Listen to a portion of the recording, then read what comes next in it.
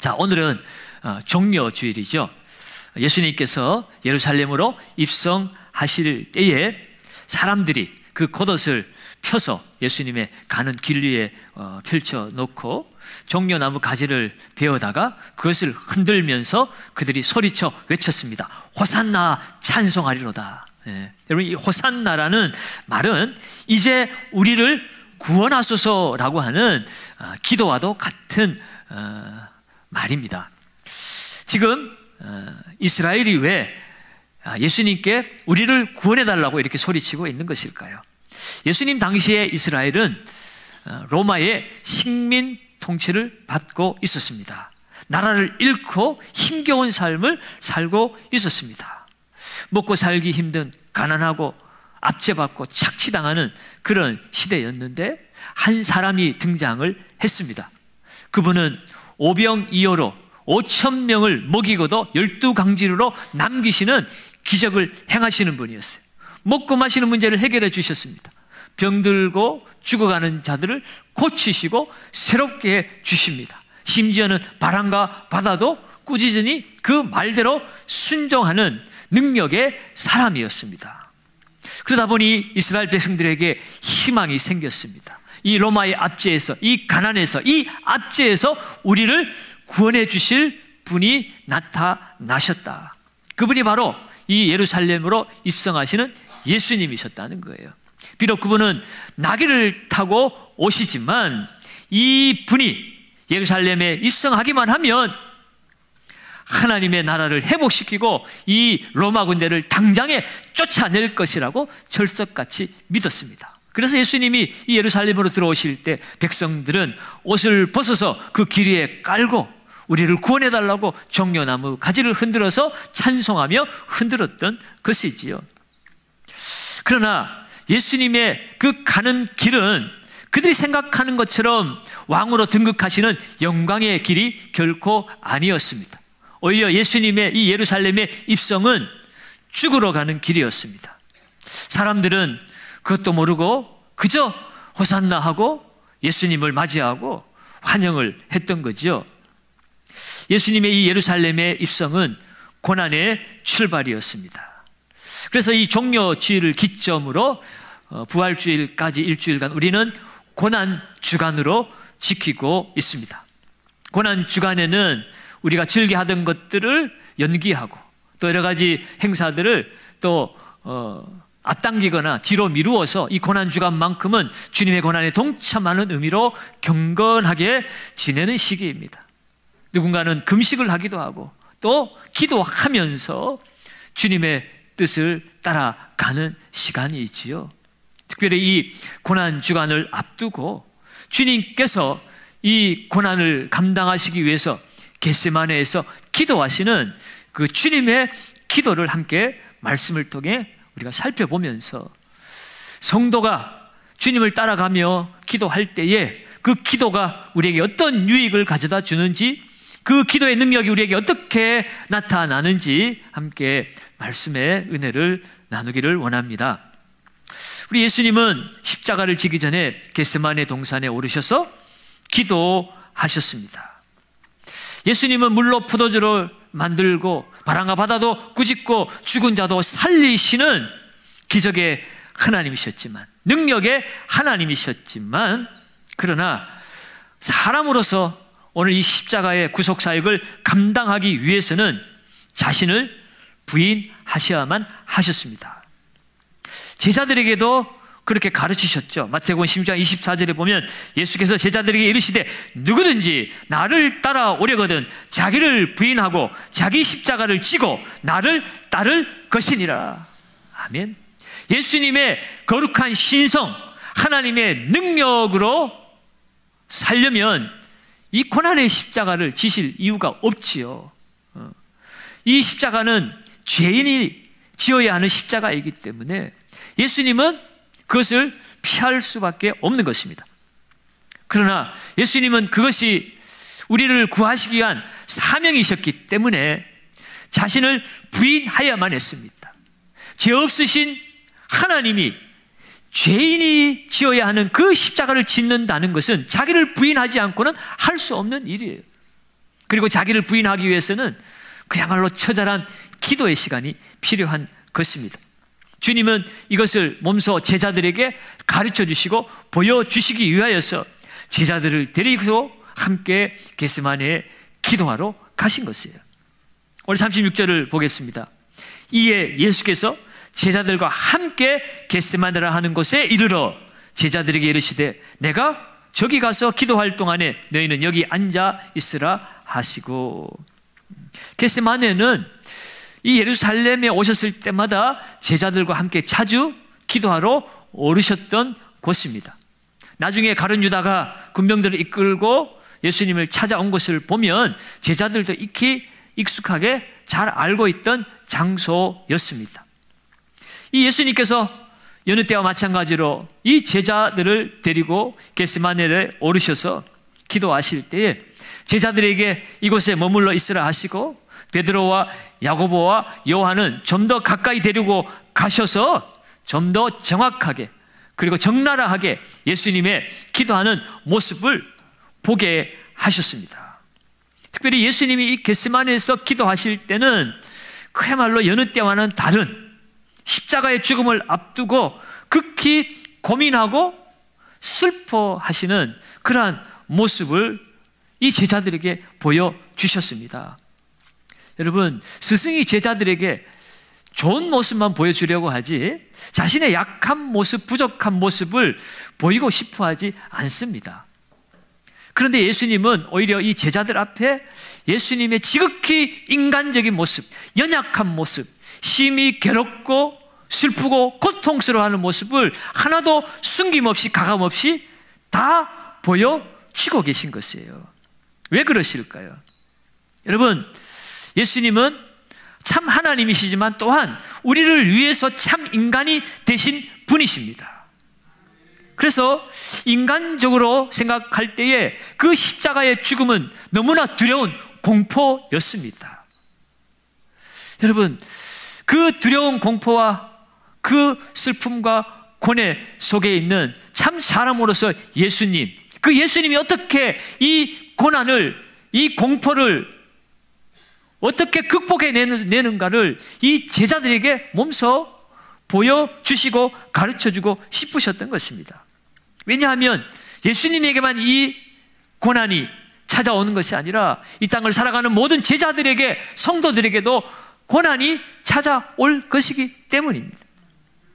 베드로는 오늘 본문 앞단락에서 보면 예수님이 고난받으실 것에 대해서 이야기를 할 때 너희들이 나를 다 부인하리라 그렇게 예수님이 미리 알려주셨습니다만 베드로가 그 말을 듣고 뭐라고 얘기합니까? 35절에 보면 내가 주와 함께 죽을지언정 주를 부인하는 일은 없습니다.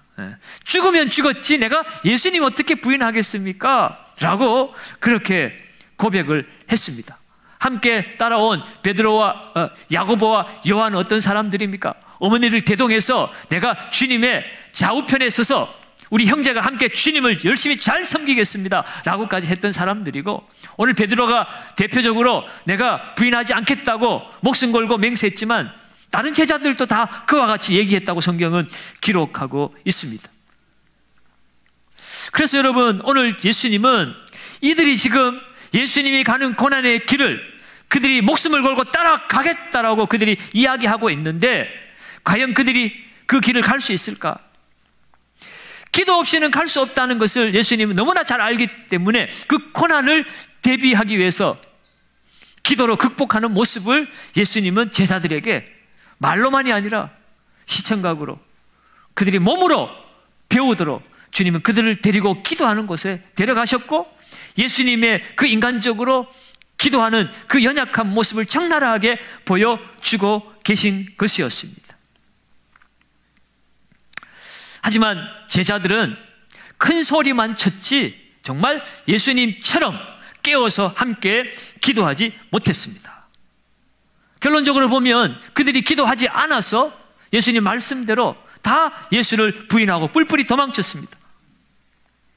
예수님 앞에 차라리 죽지 내가 부인하지 않겠습니다 했던 베드로는 처절하게 무너졌습니다. 3번씩이나 계집종 앞에서 예수를 부인하고 저주하기까지 했지요. 그리고 다 뿔뿔이 도망쳤습니다.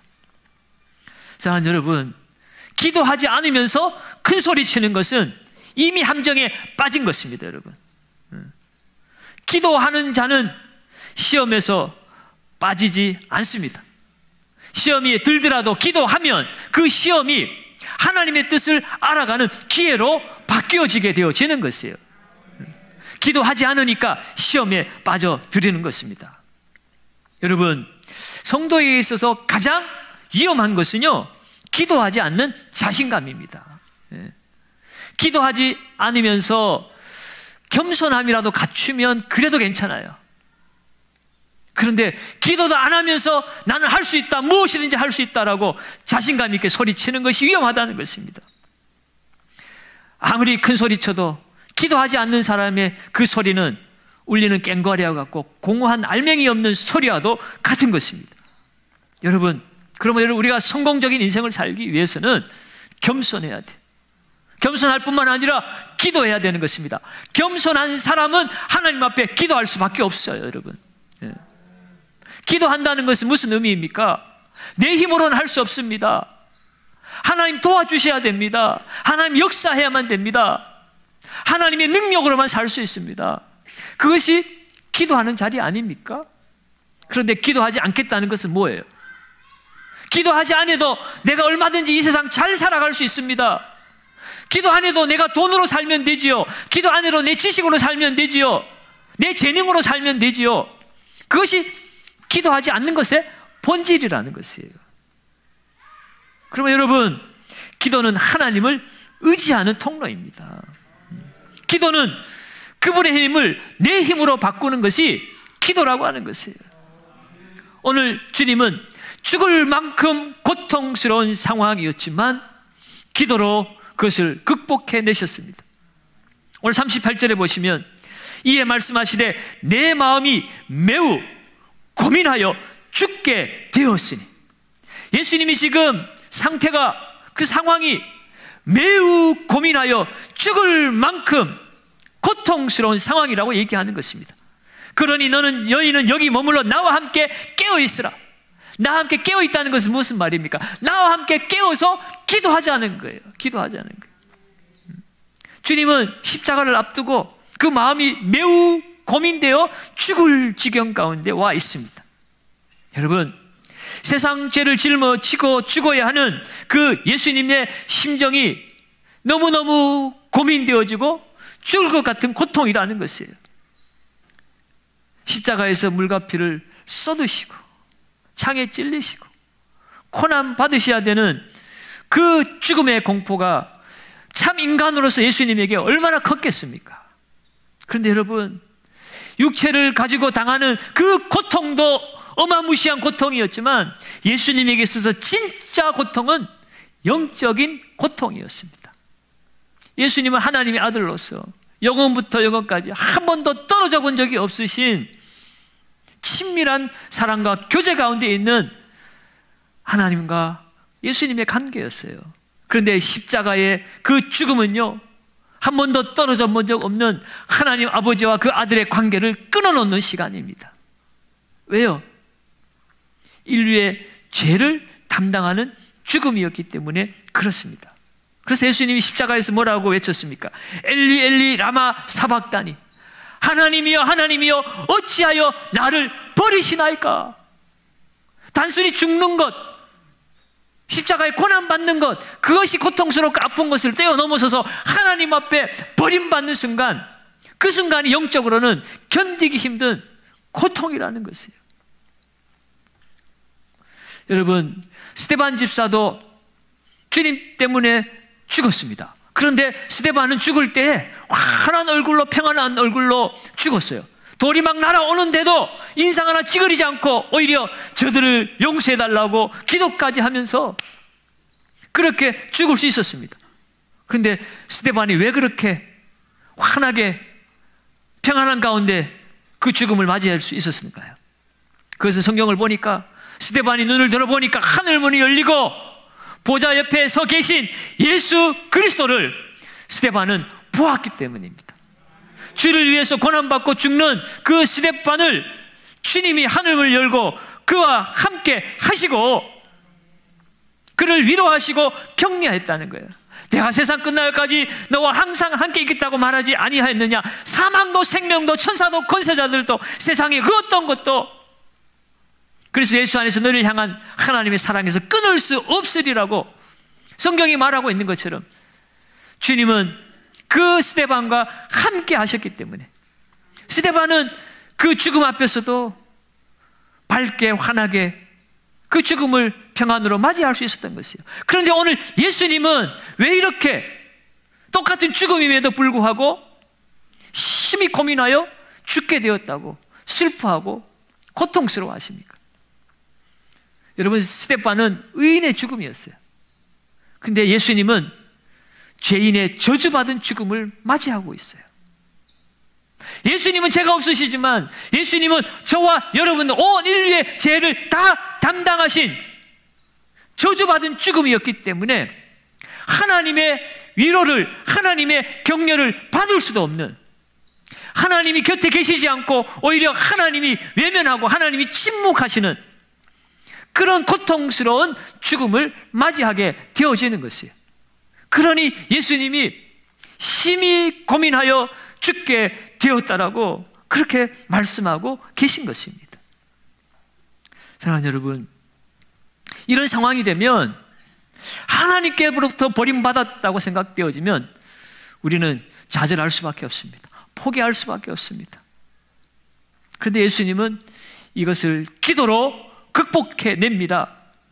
오늘 39절을 한번 봅니다. 39절, 조금 나아가사 얼굴을 땅에 대시고 엎드려 기도하여 이르시되 내 아버지여, 만일 할만하시거든 이 잔을 내게서 지나가게 하옵소서. 예수님이 기도하시면서 아버지여 하고 아버지를 찾습니다. 나를 가장 사랑하시는 아버지, 그 아버지의 이름을 불러요. 그러면서 할만하시면 이 잔을 내게서 지나가게 하여 주옵소서. 여러분, 이 겟세마네라는 이 말의 뜻은 올리브 짜는 틀이라는, 올리브 기름 짜는 틀이라는 의미를 가지고 있어요. 여러분, 올리브 기름을 짤 때는 그 틀에다가 올리브 열매를 넣고 무거운 그 돌로 줄을 만들어서 그것을 찍어 누르는 거예요. 그래서 그 기름이 그것을 짜 나오는 거거든요. 지금 예수님이 기도하는 것은 마치 그 올리브 기름을 짜듯이 그 겟세마네에서 자신의 심령을 짜내면서 하나님 앞에 간절히 기도하고 있는 것입니다. 누가복음의 기록에 의하면 얼마나 간절히 기도했는지 그 흘리는 땀방울이 핏방울이까지 되어서 흐르더라고 그랬어요. 여러분, 얼마나 힘쓰며 애쓰며 기도했든지 땀이 나는 것을 넘어서서 모세혈관이 터져서 막 피가 섞여서 나올 만큼 그렇게 기도하신 거예요. 여러분, 예수님의 겟세마네 기도가 그냥 뭐 우리가 묵상하듯이 가만히 앉았다가 그렇게 또 왔다가 갔다가 뭐 이렇게 쉬운 기도가 아니었습니다. 정말 심령을 쥐어짜는, 영혼을 쥐어짜는, 정말 땀방울이 철철 흘러 넘치는, 피가 섞여 나올 만큼 애쓰고 힘쓰는 기도였습니다. 그만큼 예수님의 기도는 처절했습니다. 사랑하는 여러분, 여러분의 아들이 이처럼 여러분에게 애쓰면서 힘쓰면서 도와달라고, 당신은 하실 수 있지 않냐고 그렇게 땀방울이 핏방울이 되도록 그렇게 쥐어짜면서 기도하고 부르짖는데 거기에 반응하지 않을 부모가 어디 있습니까? 아들아, 내가 대신 죽을게, 내가 도와줄게, 걱정하지 마. 여러분, 그렇게 반응하지 않겠어요? 진정한 부모라면 누구라도 자식이 그렇게 울며 불며 심령과 영혼을 쥐어짜면서 땀방울이 핏방울이 되듯이 이 잔을 지나가게 해달라고 아버지라고 부르짖으면 그 아버지가 어찌 반응을 하지 않겠냐는 거예요, 여러분. 그런데 우리 하나님 아버지는 침묵하십니다. 왜요? 그래야만이 저와 여러분들을 살릴 수 있기 때문에, 그 예수님이 그 십자가의 사명을 감당해야만이 우리의 죄사함을 받고 우리가 하나님의 자녀의 그 권세와 복을 회복할 수 있기 때문에, 그래서 주님은 뒤돌아서서 외면하고 계신 거예요. 침묵하고 계신 거예요. 지금은 이해가 되지 않을지라도 그 길이 옳은 길이라고 말씀하고 있는 거예요. 여러분, 아들의 입장에서는 그 순간이 얼마나 야속하고 원망스러울까요? 지금 이럴 때 좀 도와주면 어떻겠는가? 그러나 여러분, 지금 이해가 되지 않고 다 알 수 없어도 지나고 나면 하나님이 옳았구나, 아버지가 옳았구나 라는 것을 우리가 깨닫게 되지요. 여러분, 예수님은, 우리 하나님은 우리가 기도할 때 우리를 이해시키려고 하시지 않아요. 우리에게 순종을 요구하십니다. 여러분, 우리는 하나님 말씀 앞에 우리는 순종해야 됩니다. 오늘 예수님도 하나님 아버지 앞에 그렇게 고민하며 애쓰며 기도하셨지만 여러분, 그 결론은 무엇입니까? 결국은 하나님 아버지의 뜻을 발견하고 그 하나님 아버지의 뜻에 순종함으로 그의 기도는 결론이 납니다. 39절 하반절에 그러나 나의 원대로 마시옵고 아버지의 원대로 하옵소서 하시고, 예수님의 기도 끝까지 들어야 되죠. 할 수만 있으면 피하게 하시옵소서. 그것이 내가 인간으로서 내가 진짜 바라고 원하는 바이지만 그러나 언제나 아버지는 옳습니다. 그러니 내 육신은 감당하기 어려운 이 고통의 현장일지라도 아버지가 하라고 하신다면 그것은 아버지의 뜻입니다. 그것은 옳습니다. 아멘입니다. 아버지의 뜻대로 되기를 원합니다. 여러분, 그것이 예수님의 기도였습니다. 여러분, 우리는 누구나 다 고난 없이 영광을 얻기를 원합니다. 그것이 일반적이고 보편적인 사람들의 마음이죠. 그러나 여러분, 하나님의 뜻이 아니라면, 고난이 하나님의 뜻이라면 우리는 그 고난도 기꺼이 받아들일 수 있어야 하는 것이에요. 그것이 진정한 제자의, 성도의 기도의 자세입니다. 우리 주님은 제자들에게 아버지의 뜻을 받아들이는 것이 바로 하나님의 뜻을 성취하는 것이라고 말씀하십니다. 54절에 보면 내가 만일 그렇게 하면 이런 일이 있으리라 한 성경이 어떻게 이루어지겠느냐 하시더라. 이 잔을 피하면 이런 일이 있으리라 한 성경의 그 하나님의 뜻이 어떻게 이루어지겠느냐 하는 거예요. 예수님이 처음부터 하나님의 뜻을 알고 있습니다. 그러니 예수님이 하나님의 뜻을 바꾸려고 기도한 것이 아니라 내가 인간적인 그 사람의 성품으로는 너무나 감당하기 어려운 그 고통이지만 그것을 솔직하게 하나님 앞에 아뢰면서 이것을 내가 감당할 수 있도록 하나님 도와달라고 기도한 것입니다. 여러분, 하나님의 뜻을 바꾸려고 기도한 것이 아니라 하나님의 뜻에 순종하기 위해서 기도한 것이 바로 이 겟세마네 기도라고 하는 것입니다. 그러면 여러분, 진실한 기도는 우리의 요구를 관철시키는 것이 아닙니다. 진실한 기도는 하나님의 뜻을 분별하고 그 뜻을 나의 뜻으로 받아들이는 것, 그것이 진실한 기도입니다. 내 뜻을 포기하고 내 생각을 포기할 때 하나님의 생각, 하나님의 뜻이 성취되어집니다. 나보다 더 크신 하나님, 하나님 우리에게 가장 좋은 것을 준비해 놓으신 하나님이십니다. 그러면 여러분, 우리는 하나님을 설득하기 위해서 기도하는 것이 아니라 기도를 통해서 하나님 앞에 설득을 당해야 하는 것입니다. 내 뜻과 하나님의 뜻이 일치하면 그것은 가장 좋은 것이지만 내 뜻이, 내 생각이 하나님의 생각과 뜻과 다를 수가 있다는 거예요. 그래서 우리는 하나님의 뜻을 살펴야 하는 것입니다. 그러므로 여러분, 기도는 반드시 응답되어지는 거예요. 내 생각과 내 뜻대로 되어지지 않았다고 해서 기도가 응답되어지지 않은 것이 아니라 하나님의 응답의 때가 가까워지고 있을 뿐인 것입니다. 하나님의 더 놀라운 계획이 있는 거예요. 오늘 본 말씀에도 예수님이 기도하고 나신 이후에 예수님의 변화된 모습을 우리에게 보여주고 있습니다. 46절을 우리 한번 읽어봅니다. 46절입니다. 시작. 일어나라 함께 가자. 보라, 나를 파는 자가 가까이 왔느니라. 아멘. 예수님은 이 겟세마네 기도하기 전에 심히 고민하여 죽게 되었다라고 말할 만큼 두려움에 쌓여 있었습니다. 그런데 이 기도가 끝난 이후에 모습은 어떻습니까? 상황은 아무것도 바뀌어진 게 없어요. 대적들이 여전히 살아 살기등등한 모습으로 나를 찾고 있고, 어쩌면 기도하기 전보다 더 가까이 나를 잡으러 다가온 상황이기도 합니다. 그리고 십자가의 죽음이 기다리고 있다는 사실도 너무나 잘 압니다. 그런데 오늘 예수님은 일어나라, 함께 가자, 보라, 나를 파는 자가 가까이 왔느니라. 가까이 왔으니까 도망가자가 아니라 일어나라, 함께 가자라고, 나를 잡으러 온 자가 가까이 왔는 것을 아심에도 불구하고 오히려 당당하게 가자라고 얘기합니다. 왜요? 그 길을 가는 것이 하나님의 뜻이고 그것이 사명이라는 것을 기도를 통해서 확실하게 확인을 했기 때문입니다. 나는 감당하기 어려운 고통이지만 이것이 죄에 빠진 인류를 구원하시기 위한 하나님의 뜻이라는 것을, 그 사명을 위해서 내가 이곳에 왔다는 것을 기도를 통해서 다시 한번 확인을 하셨기 때문에 고민과 슬픔이 사라져 버렸습니다.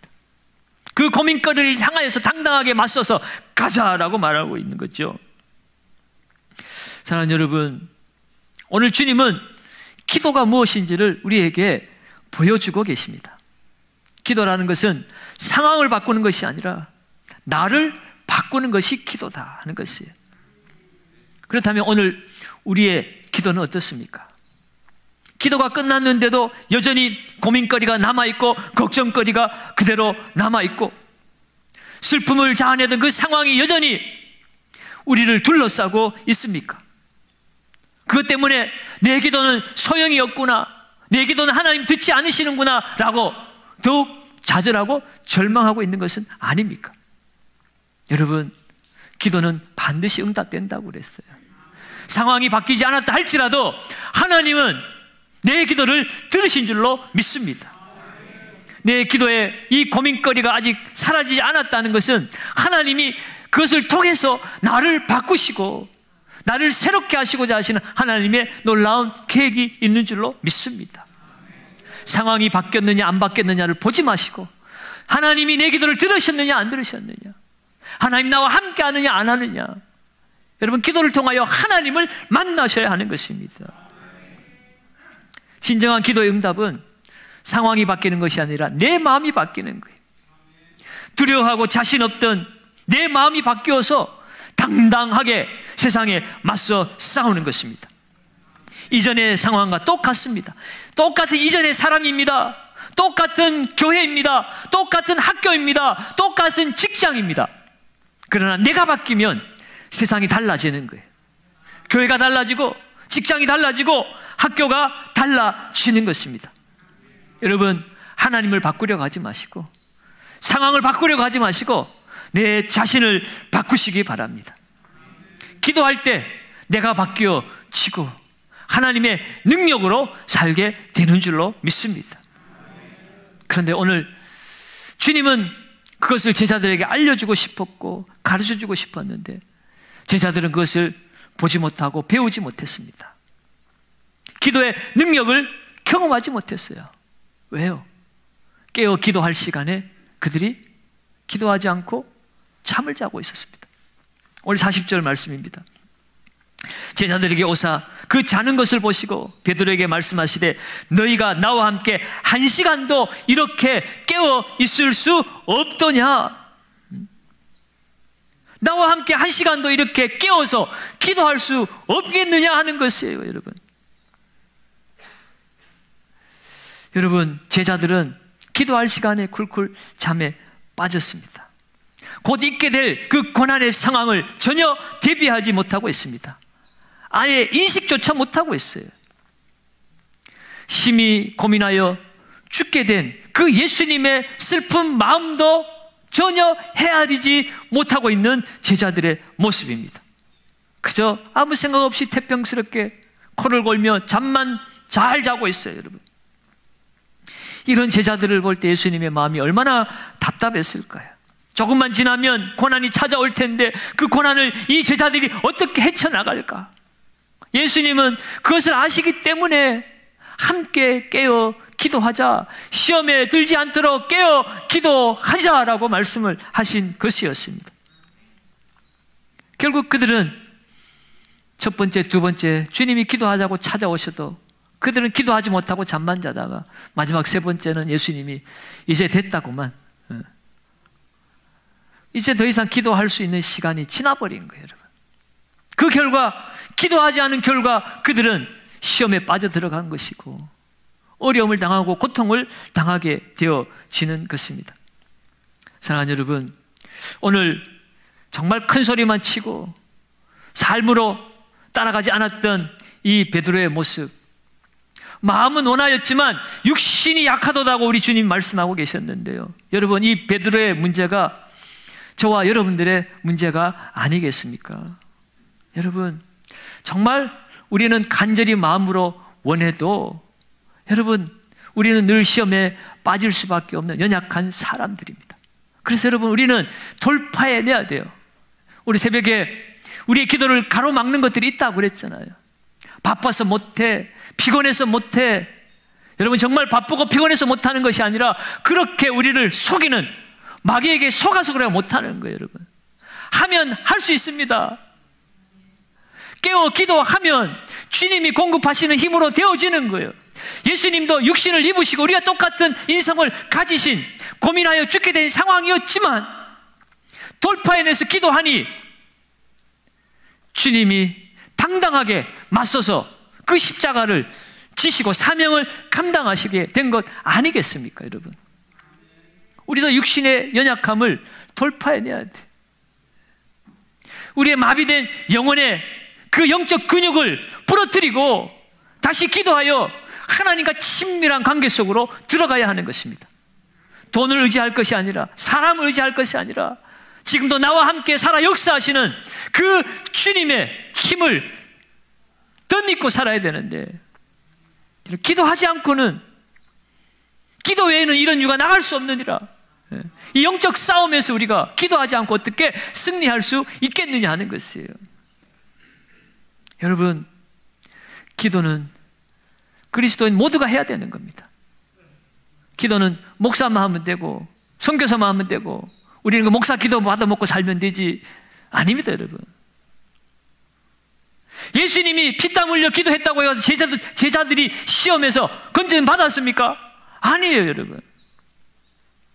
내가 지고 가야 될 십자가는 나의 십자가예요, 나의 십자가. 내 십자가, 가정의 십자가, 자녀의 십자가, 직장과 나라의 십자가를 내가 짊어지고 가기 위해서는 내가 날마다 하나님 앞에 기도하며 하나님과 깊은 관계 속에서 살아야 되는 것이에요. 하나님의 뜻을 알고 발견하고 그 뜻에 순종하는 삶을 살 때 하나님의 능력이 임하는 것입니다. 여러분, 영적 부흥이 다른 데서 오는 것이 아니에요, 여러분. 정말 기도하고자 몸부림칠 때, 하나님께 가까이 나아가고자 그렇게 몸부림칠 때 하나님 우리를 만나주시죠. 성령 충만케 하시죠. 성령 충만케 하니 사람을 보고도 세상에 나아가서도 똑같은 상황과 환경이지만 우리가 즐겁게 행복하게 힘있게 세상을 살아낼 수가 있습니다. 그러면 당연히 좋은 일이 일어날 수밖에 없죠. 당연히 우리의 인생의 부흥이 일어나고 내가 살아가는 삶의 현장의 부흥이 일어나게 되어지는 겁니다. 여러분, 왜 한국교회가 부흥이 식었느냐? 왜 우리 교회가 부흥이 되지 않느냐? 여러분, 목사가 설교를 못했을까요? 전도를 잘 못했을까요? 물론 그런 것들도 요인이 있을 수 있습니다만, 내가 하나님 앞에 깨어서 하나님과 친밀한 관계를 누리지 못하고 내가 변화되어지지 않으니까 다른 사람들만 바라보고 내 목소리만 커지는 거예요, 여러분. 내가 변하면 교회가 변합니다. 내가 변하면 내 삶의 현장이 변하는 것이에요, 여러분. 가정을 살리기를 원합니까? 교회를 살리기를 원합니까? 내 삶의 현장에 부흥이 일어나기를 원하십니까? 그렇다면 기도의 자리로 나아가시기 바랍니다. 로마서 13장 11절에 또한 너희가 이 시기를 알거니와 자다가 깰 때가 벌써 되었나니 이는 이제 우리의 구원이 처음 믿을 때보다 가까웠음이니라. 여러분, 주님의 재림이 가깝고 주님의 재림이 아닐지라도 우리가 죽을 날이 점점 가까워지고 있는 건 아닙니까? 죽을 날이 점점 멀어지고 있는 사람 손 한번 들어보세요. 우리는 오늘 하루 또 하루 죽을 날이 가까워지고 있습니다. 주님 앞에 설 때 우리가 승리자로 서기 위해서는 이 땅 사는 동안에 이 세상 근심, 염려, 고난, 마귀와 영적 싸움에서 승리하기 위해서 우리는 다시 기도로 돌파해 내어야 하는 것입니다. 요즘 시대에 뭐 그렇게 유별실이 그렇게 기도한다고 큰 소리 치냐. 여러분, 이것은 시대적 유행에 따라 하고 안 하고의 문제가 아닙니다. 주님이 바쁠수록 더욱더 기도하고 기도로 승리하셨다면 우리는 시대적 상황을 넘어서서 기도해야만 우리는 살 수 있다는 것을 오늘 우리에게 보여주고 알려주고 계신 것이에요. 여러분, 50일 기도학교를 은혜 중에 진행하고 있습니다. 오늘까지 한 번도 빠지지 않으신 분들, 또 뭐 한두 번 빠졌다 할지라도 여러분 잘하고 계세요. 남은 기간 동안에도 기도로 더욱 하나님 앞에 가까이 나아가시고 여러분과 여러분 가정과 여러분 자녀들을 향한 하나님의 뜻을 발견하시고 성령 충만의 은혜를 덧입으시기를 바랍니다. 그동안 하지 못했다 할지라도 내일부터 고난주간 맞이해서 특별히 더 고난주간 특별 새벽기도 모두 하고 있는데 내가 고난주간 특별 새벽기도 시작한다는 마음으로 내일부터라도 다시 기도의 자리로 나오시기 바랍니다. 우리를 가로막고 있는 모든 육신의 장벽들을 돌파해내시기 바랍니다. 돌파해내면 하나님이 하시는 거예요. 피곤해, 바빠, 안 돼. 그 속임에 넘어가지 마시고 피곤한 몸을 끌고 예배당에다가 갖다 놓으세요. 그리고 굳어버린 영적 근육을 꺾어버리세요. 하나님이 아십니다. 성령이 아시는 거예요. 마귀에게 속지 마시고 기도하고 기도하여 하나님의 음성을 듣고 하나님의 뜻을 알고 하나님이 예비하신 크고 비밀한 응답을 받아서 하나님께 영광 돌리고 하나님께 칭찬받는 저와 여러분들의 삶이 되시기를 예수님의 이름으로 축원드립니다.